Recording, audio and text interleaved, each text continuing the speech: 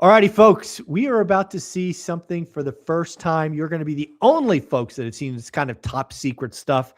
And we want your feedback. The folks at Retometer are starting to release some brand new features, and they are bringing them to the ORAT family first. Mike, thank you for doing this, man. We're honored. What's been going on? Thank you for having me. We continue to work on new tools and new ways for our investors to our customers to leverage our data, analyze deals, and just generally feel better about the decisions they're making and how they can move faster and with more confidence. Yeah, when I think about all the conversations we've had, Retometer is kind of that metal detector for me. It kind of helps you understand where something might be, right? It gives that beeping sound like, hey, dig here deeper, right? See what you have. Sometimes you find gold and sometimes you find a bottle cap. But that's on the investor to do the deeper dive. But I didn't have a metal detector when I was starting. I was scrambling and freaking all over the place. So having Retometer there to be that metal detector has been really, really cool. So as I understand what we're about to take a peek at is you've obviously already helped us a ton with single family homes. We've talked about it half a dozen, if not a dozen times on this channel. But you took it as a challenge to go out to what we'll just call multifamily and take on the challenge of a different beast. So why don't you talk about what you had in mind when you took on this challenge? Why don't you kind of give us the lay of the land, and then we'll bring it up and show folks. But why multifamily? Yeah, that's a great setup because we really started moving upstream into helping investors find deals and then evaluate them quickly. And again, it's all powered in the background by our rent database. And so we developed the yield tracker, which helps you find deals. And then we said, well, it's not too much of a turn to add a deal worksheet where you can take a deal that you just found and go further with it, analyze, just do a quick cash on cash return. We're not trying to give you your final analysis, decision ready analysis. We're trying to give you the litmus test. Do I even want to spend any more time with this? Right. Yes, it has a great gross rent yield, but what does it look like on a cash on cash basis? And so we did that for the single family, and that's really where we put a lot of energy. But having attended a lot of conferences over the last 6 months and listening to real investors, there's this kind of bleed or natural evolution when you start with single family. You preach it, get your first deal under your belt and get another one, in due course. But then maybe you want to look at a multi and move up a little bit. So there's this natural progression for a lot of our customers, and we want to just really stay aligned with that.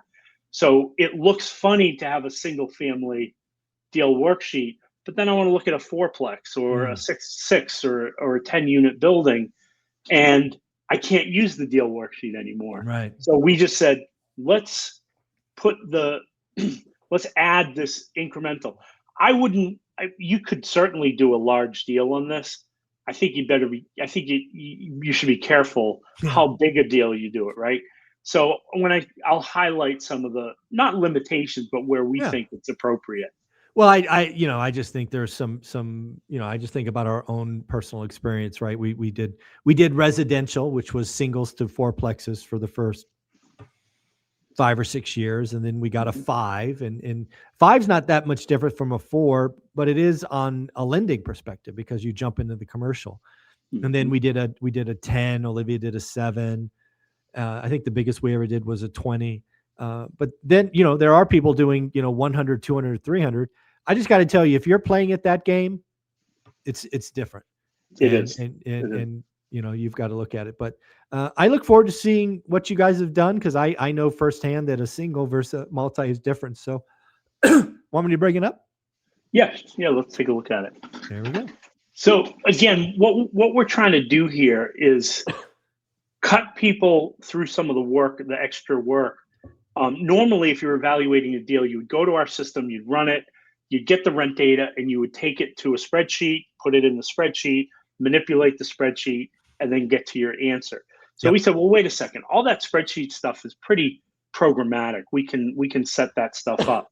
So we sure. did it for the single family. So now we said, okay, let's do it for the multi. So here's the UI, right? Mm, And the single family is here. So that nothing's changed there. You can still do single family. But now we've added the multi. And so let me just show you a property that I found. This is a fiveplex that, okay. I just want to use it. It's pretty simple, pretty straightforward deal. And Sure. so it's a good example, doesn't get too complicated. Um, so if I go back to the multifamily deal worksheet, let me just find something on my screen real quick. And again, folks, as he's looking for that, remember, we're looking for your feedback. This is just being released into the wild. You guys are the first to see it. So this won't be perfect, but it is usable. It is helpful now. So again, if you had feedback, thoughts, leave comments below. We will get them to Mike. Yeah, thank you for that. I use all this stuff. So if I find that it's not ready, it doesn't go. But I've gotten enough out of this that I think it's worth letting some real live people Love it. knock up against it, right? So I'm going to put the deal info in. So it's Akron Street, Aurora, Colorado. So there it is. So the price on the property was $650,000. So here's where it gets interesting, right? Because in a single, it's just one unit, right? So you just go get it, right? Here, what we want to do is give you the opportunity to put in different unit types. And I'll walk through two examples, right? So first example, I'm just going to treat it straight up face value. So I have a unit description. So there's 4 1-bed, 1-baths in this property. So I'll just call those 1-1s. One bathroom, 1 bedroom, 1 bath, and there's 4 of them, right? Okay. So now I'm going to add the second unit, right? So this is where it starts to veer from the single family. So I'm going to call this a 2-1, right? And it's 2 beds, 1 bath. Yeah. And there's 1 of them, right? Got it. So the first thing you have to do with a multi, which is a little different than with the single, calculate the GPR. What is the gross potential rent for this property? So this screen here, this piece here is going to go away. So I won't even mention that. Okay. So basically, I've got the GPR for the property. It's 5880. We used our database to go get those rent values, but you can adjust the rent values if you want to use the median. If you know what the units are renting for right now, you can. Dude, that is so cool. Because again, one of the things you've got to realize as certainly out of area investor is you're going to be guessing. And again, this is why Retometer is that metal detector, because again, you have the data, you have the ability to change the variables. And again, the data set that you have is extremely valuable for real estate investors. Absolutely. So here now I know 5880 is the and I can just do the math in my head and I say, okay, this is going to be close because it's close to the 1% rule. So I've looked at a lot of multis. Sure. I don't understand them. I don't understand why they're priced the way they are, because they're not even close to being able to cash flow. So got it. So here's our standard investment analysis worksheet, our deal worksheet. So there's the gross potential rent, and you can see it up here. Yep. If you want to look at it, but I'm going to close it up to save some space. So I know the tax on this one is $282 per month. So I add the tax. I have been adjusting my interest rate lately because it's been stubbornly up there. Yep. So at 6.7% with that cost basis, it's a 3.6 cash on cash, 3.6% cash on cash return, right? So then as we always do, we say we got to get the Zuber discount in here. Yes, because I want to get it above. I want this cash on cash, this initial cash on cash, above 10%. So I'm going to just put the 20% discount in. And again, I've run this one. So now I'm at 11.3%. All of these variables, like if you want to change the make ready, the improvements, you can use a different number for the make ready. Let's do that right now. Let's just throw in 10 grand. Let's just to see, so people see what happens. Yeah. So you go. There you go. Cash on cash goes down. Why? Because you're putting more down, or you're putting more cash in play. Yep. Right. And the closing costs in financing. Yep. This And is cool. so really we just want our customers to be able to, again, that took us less than 5 minutes Oh yeah. to get a decent framework for a deal. And so now, as you pointed out in the past, I'm not going to, if I have a hard 10% threshold, Mm-hmm. I'm going to go to the agent and I'm going to say, 520 is my max.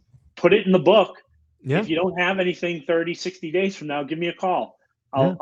I might not offer 520 then, but Yeah. you know, Yeah.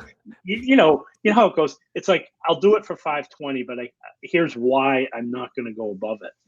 So Yeah. now I'm going to back up and just do a different example because I want to show. Okay. And again, I'm still working with this and figuring out neat little tips and tricks. I love the fact that the CEO is geeking out with the technology. That is Yeah. so awesome. Yeah. So I go back to my starting point. Oh, I Mhm. love this stuff. So you can't keep me away from it. Mhm. So I go back to my starting point. I go to multifamily, right? So I'm going to use the same property, 1101 Akron Street, Aurora. So, and I know it's 650,000, right?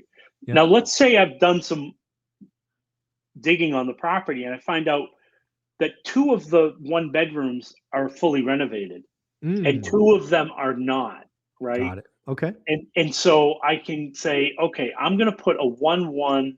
I'm going to call it upgraded, and there's 2 of them, so I'm going to do 1-1, and I'm going to say 2, right? Yep. Now I'm going to say the 1-1 Yes. needs work, Yeah. right? And so I'm going to put 1-1 there, and there's 2 of them, and then I'll add the 2-1, 2.1, and 2-1. And now you can start to do some interesting stuff, right? So I'm Okay. going to calculate the GPR. Now it's going to come out the same. Yeah. I Sure. didn't do this to change it at this point. But what I know is the upgraded units, I know I can get the 75th percentile of rent for those, Exactly. right? Okay. And the ones that need work, I might not be able to get that. So I'm going to go to the 25th for those. And let's just say the 2-1, I know I can get 1,800 for that, right? So I can just put in 1,800, right? Okay. So Yep. so now I've kind of broken the mold a little bit as to how it was set up. But again, you might have a 3-decker or something in Boston. We have a lot of triple deckers. You might have a triple decker. Every unit is identical from a floor plan standpoint, Right. but not from a condition standpoint. Correct. So you would just enter those 3 differently and adjust the rent per unit. Love it. So I run the investment analysis. I'll do the same thing. I'll go for the 20% discount. I'll up the rate to 6.7, and I'll put the improvements up to 10,000. I like it.